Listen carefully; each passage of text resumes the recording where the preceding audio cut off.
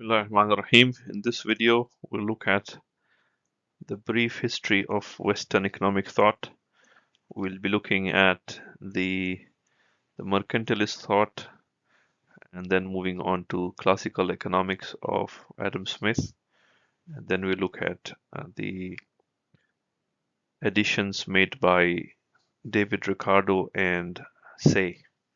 So from mercantilism to classical economics.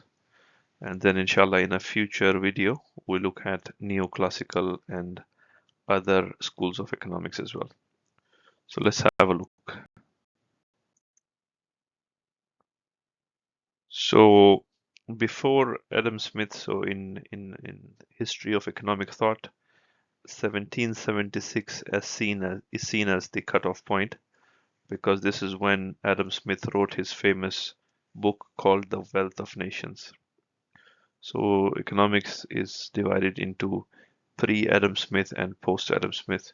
So before Adam Smith, what was happening is the economic policies of the European countries was of mercantilism. So this is the economics before capitalism or before classical economics.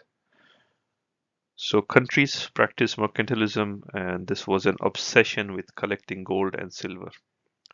So during this time, wealth of nation was defined as gold and silver. It was believed that countries with more gold and silver were powerful because they could buy armies and they could buy stuff. So countries were interested in accumulating gold and silver, the bullions, as much as possible.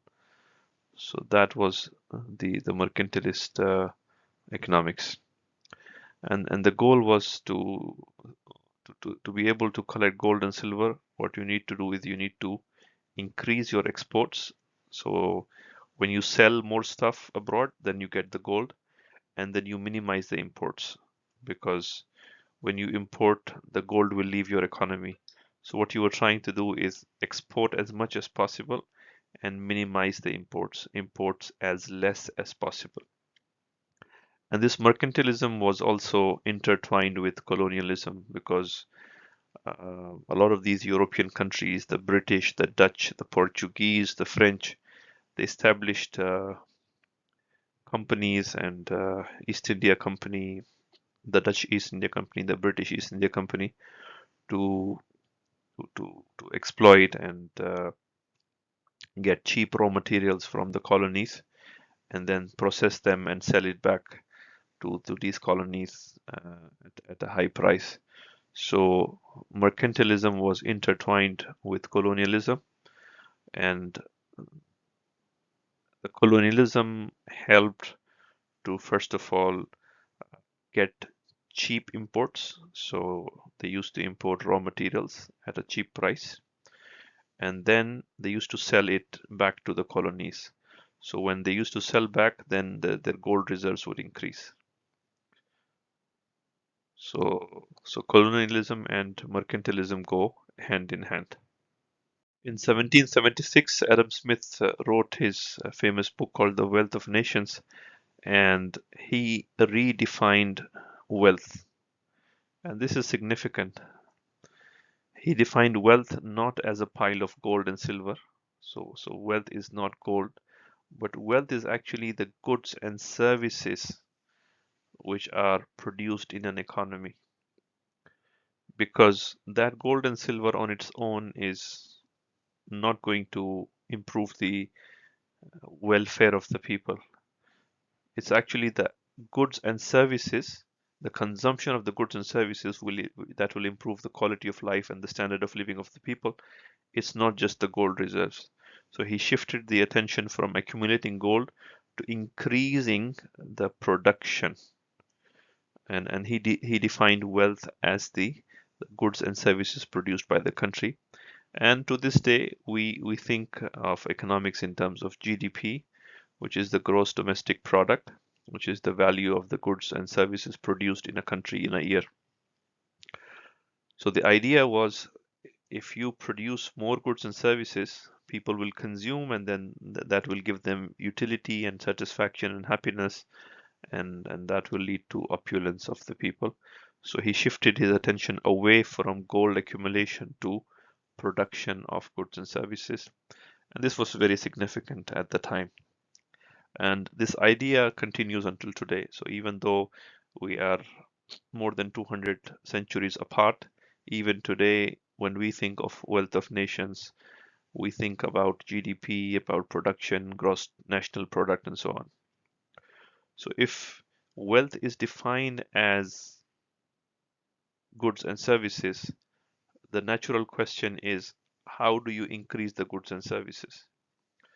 And Adam Smith, he analyzes the market economies.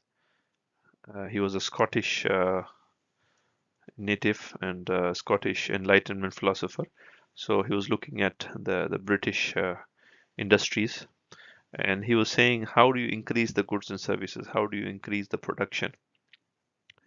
And he highlighted that through division of labor and specialization, the productivity of the the labors increased, and then they could produce more goods and services. So division of labor means, imagine an assembly line where you have different people working on different tasks. So one guy is responsible for straightening the pins, and Adam Smith uses the example of a pin factory.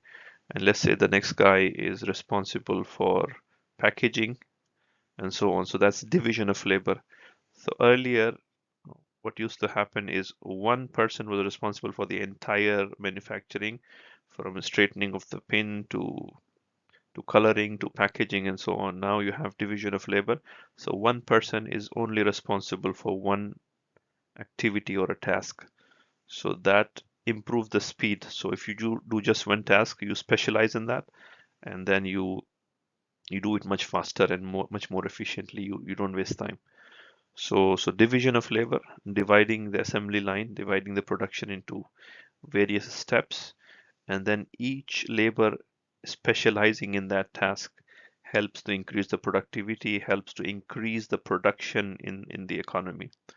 So those were the suggestions and ideas of Adam Smith. So that was as far as the uh, production efficiency and productivity was concerned. So he also has some other interesting ideas. The other idea is the invisible hand. Now, the invisible hand is an idea that consumers demand goods and services in the market, and they want to pay the lowest price. And similarly, the producers supply goods and services, and they want to sell the goods at the highest price. So through a negotiation process in the free market, in the marketplace, the consumers will demand certain goods and they have the money to pay, and then the producers will supply that commodity at a certain price, and that's how you by supply and demand interaction, you determine the price and you allocate the goods and services to the consumers. So in this process, there is no hand.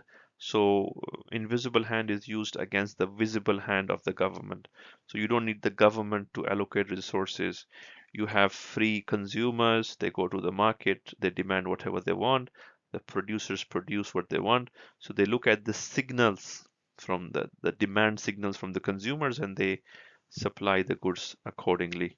So there is no need for a visible hand. The government can stay out of the market, and then through this supply and demand, through the signal mechanism, then the production will take place and the prices will be determined. So there is no visible hand of the government. The invisible hand is the unintended good outcome of the market mechanism. So it leads to positive outcomes because the consumers are able to satisfy their needs. So they go to the market to buy bread or food or whatever.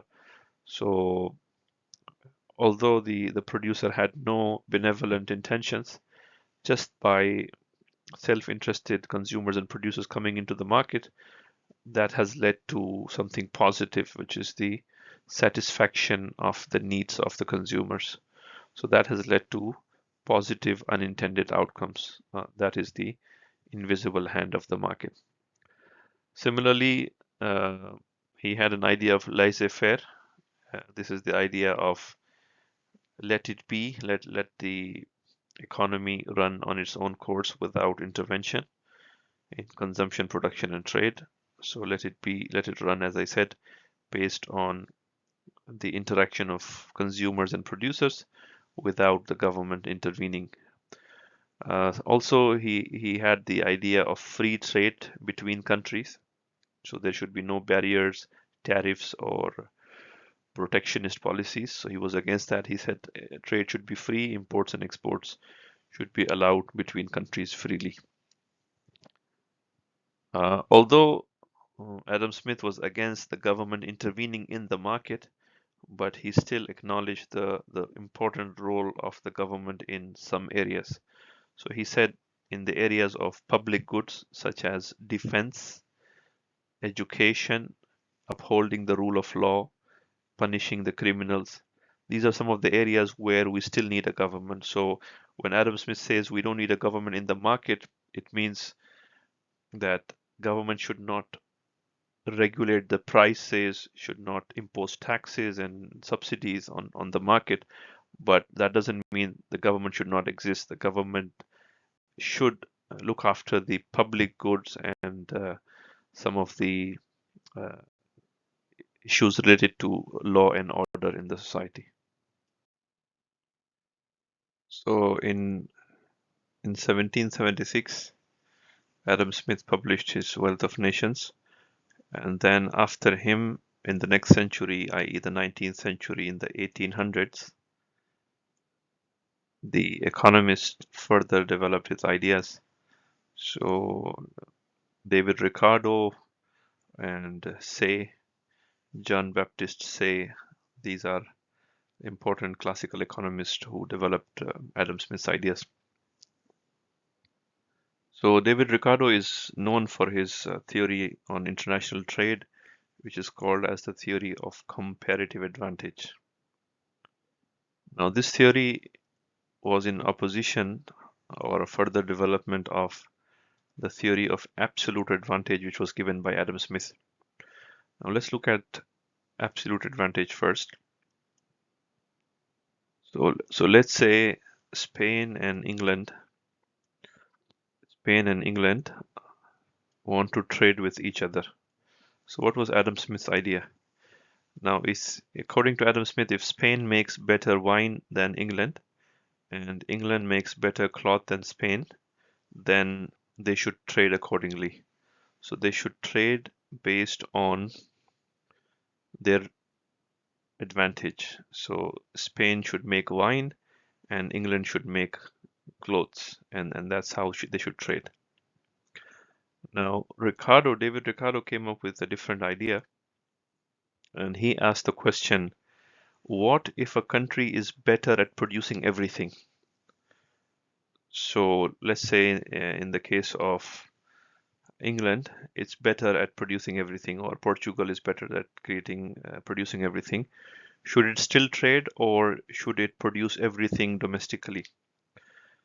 Now, apparently, we would think that since the country can produce everything at a lower cost, then it should produce everything. However, David Ricardo said that even if you can produce everything inside domestically efficiently, you should still trade.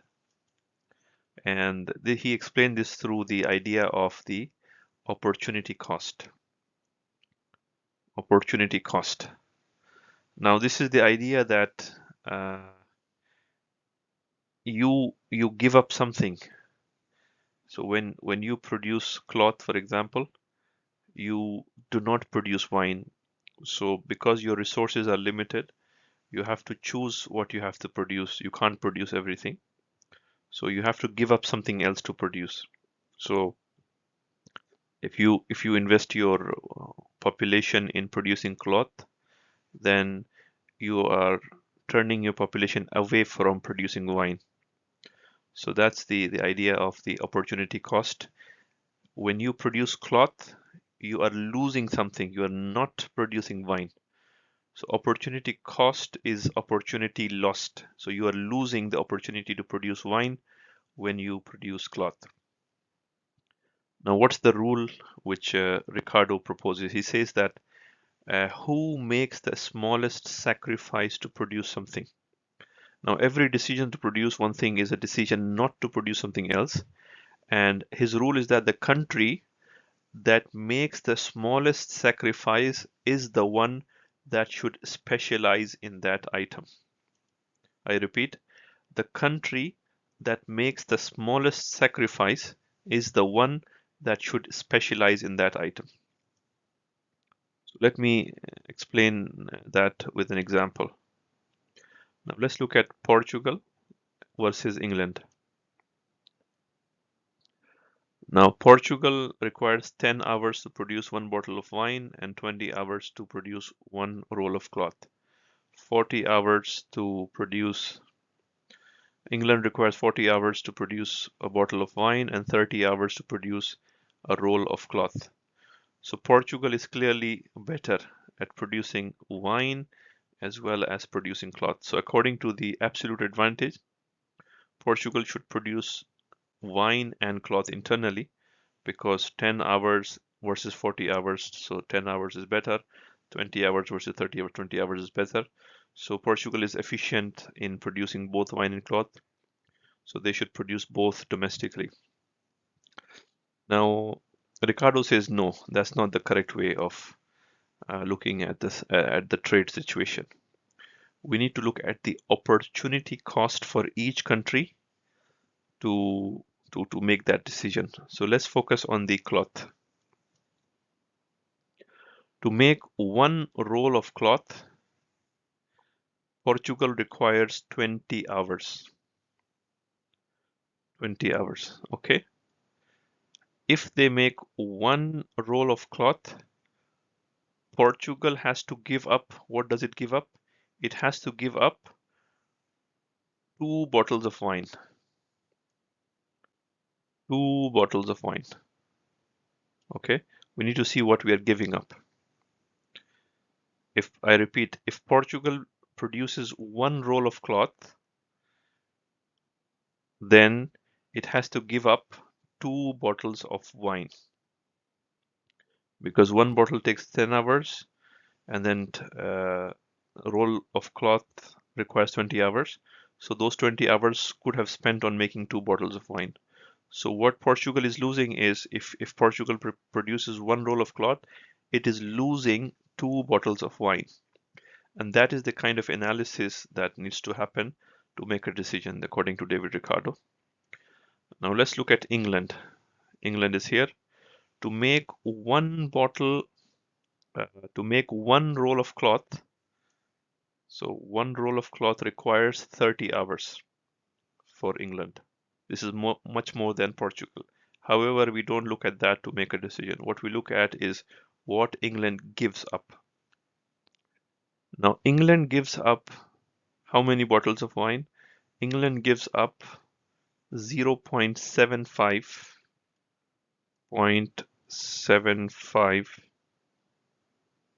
bottles of wine to make that one roll of cloth. So if England had spent 30 hours on making wine, it would have produced only 0.75 bottle of wine. Okay, so this is the key. Now England is giving up less wine to make cloth. Therefore, England has a comparative advantage in cloth. Okay, you understand the point? England has a comparative advantage in cloth because it is giving up less, because it's making a smaller sacrifice. So England should produce cloth, not because it's taking 30 hours or 20 hours, but because it is giving up something less. It's giving up only 0.75 bottles of wine. On the contrary, Portugal is giving up 2 bottles of wine. So we decide based on the sacrifice. England is making a smaller sacrifice. Therefore, England should produce cloth and Portugal should not produce cloth. So that's how the decision works. England has a comparative advantage in cloth. Now, because England has a comparative advantage in cloth, Portugal automatically has a comparative advantage in wine. So Portugal should produce wine and England should produce cloth. We could do the analysis in the opposite way also. Let me show you that one. So let's see who makes the smaller sacrifice in terms of the other. Now let's focus on this one now. So Portugal requires 10 hours to make 1 bottle of wine. So what is it giving up? So if Portugal had spent 10 hours on producing cloth, it would have produced 0.5 rolls. Now if England makes a bottle of wine, it requires 40 hours. Now if England had spent those 40 hours on producing cloth, it would have produced how many rolls of cloth? 4 by 3. So that's about 1.3 rolls. Now Portugal, when it produces wine, it's making a smaller sacrifice. When England produces wine, it makes a bigger sacrifice. So Portugal should produce wine because it's making a smaller sacrifice. So that's the decision. Now the conclusion is that even though Portugal is better individually, it's better. So it requires 10 hours to produce a bottle of wine. England requires 40 hours. So individually, Portugal is better than England in both wine and cloth. However, even though Portugal is better at both, it is still in the best interest to specialize in wine for Portugal and for England to specialize in cloth because of that sacrifice. And this way, both countries can get more goods than if they try to make everything themselves. So let's now look at how trade is a win-win for both the parties based on comparative advantage. So let's look at Portugal first. So from the previous slide, you remember that Portugal is better at making wine. So if they decide to produce both wine and cloth internally, domestically, what happens? So without trade. So if Portugal wants cloth, they have to make it themselves. And the table shows that the cost for Portugal to produce 1 roll of cloth is 2 bottles of wine. So that's the loss. So if they start producing cloth, for every 1 roll of cloth, they lose 2 bottles of wine. So that's the cost of producing cloth. So that's the sacrifice. The sacrifice is 2. Now with trade, what happens? Instead of making cloth, they can just make wine and then trade the wine. Let's say the international price of wine of cloth is 1.5 bottles. So they can export 1.5 bottles of wine and they can get 1 roll of cloth from England. So it's a no-brainer. It's much cheaper for Portugal to export wine and then get the cloth. So Portugal wins now because it's now only losing 1.5 bottles of wine to import the cloth. However, if they were to produce the cloth internally domestically, they would lose 2 bottles of wine. So 1.5 loss is better than a loss of 2 bottles. So therefore, trade is better for Portugal. So now let's look at England. Now, if you recall, England is better at making cloth. So what happens in this case? So without the trade, their one roll of cloth is only worth 0.75 bottles of wine domestically.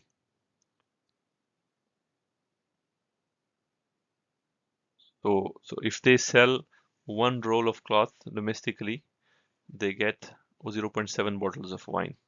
However, if they export one roll of cloth, they get 1.5 bottles of wine. So selling domestically gives them 0.5 and selling abroad gives them 1.5. Of course, for England, it's better to sell abroad because it's giving them a higher value.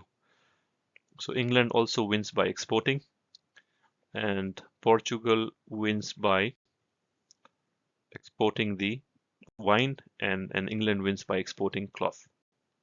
So it's a win-win for both the parties. So this is what David Ricardo's comparative advantage means. Another important economist from the classical school is called Say, Jean-Baptiste Say, who was also in the 19th century coming after Adam Smith. He's well known for his law of markets, which uh, says supply creates its own demand. So this we can understand through a circular flow model. Circular flow model, on one side we have the households, the regular people, and then on the other side we have the firms, the producers. So households provide labor to firms. They go to the companies, factories, they work, and then these firms produce the goods and services, and also they provide salaries and wages to the workers. So firms use that labor to produce goods, and firms pay households for their labor with wages. This payment becomes the income and purchasing power of the people, and then with that income, they buy the goods and services produced by the firm. So let's take an example. Imagine there is a baker who decides to bake $500 worth of bread. So a baker wants to produce bread. This is the supply, $500 worth of bread. Now to do this, to the baker has to pay the various factors. So it has to pay $200 to the workers, labor, and it needs to pay $150 to the flour mill, which is the raw material, and then he keeps another $150 as a profit. As an entrepreneur, he keeps his profit. So that bread of $500 generates $200 for the laborers, $150 for the flour mill, the suppliers, and $150 for himself. Now, the very act of producing $500 worth of bread, that production creates income. So production and income are two sides of the same coin. So every production creates income. So $500 of income is created from $500 of production. Now this $500, which is now in the pockets of these people, create purchasing power that now exists in the economy to buy the bread and other goods. So this $500 will create income, and these people, these are the demanders now. These demanders will go back and buy the same bread or other goods. Now, according to Say, there can't be a long-term overproduction of goods where there isn't enough money to buy them all, because the sales is linked to the generation of income. So the total demand in the economy is a result of the total production. So production and income are two sides of the same coin. So this is the law which says that supply creates its own demand. So supply of bread Supply of bread, the production of bread, creates income, and then that income creates demand. So once these people have money in their pockets, they create the demand. So supply of bread creates the demand of bread because people now have money in their pockets. So this is the idea of Say's law of markets, which says supply creates its own demand. So these are some of the main ideas of the classical economic school, starting with Adam Smith and followed by David Ricardo and Jean Baptiste Say. Inshallah, we'll continue and we'll look at neoclassical and other schools in the future.